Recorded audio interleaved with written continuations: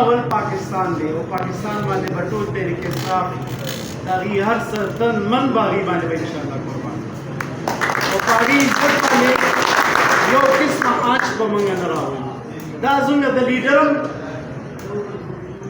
میسج ته او دا ټول شعور زموږ ورکرانو کې هغه ورکړي دی او ان شاء الله د پاکستان تحریک انصاف خلک دا مونږ هغه ته میسج ورکو چې مونږ ډېر پر امن خلک یو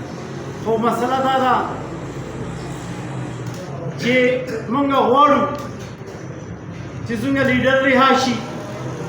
زموږ چې کوم نور اسیران دي هغه رها شي په دې ملک کې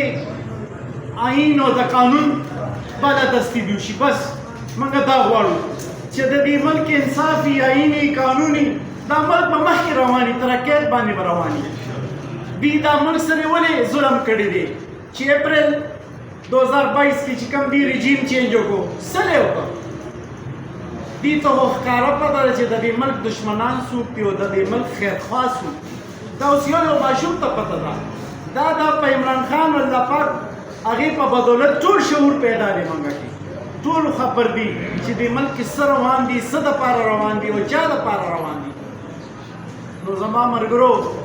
ډېر خلک وایي چې پاکستان تحریک انصاف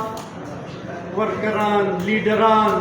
ویرېدل او اټک اغاړه نشي تللی نو هغې له میسج درکوو چې انشاءالله چې کم ټایم مونږ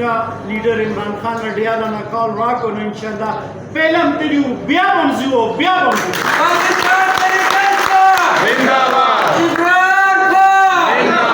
عمران خان چونکې هغې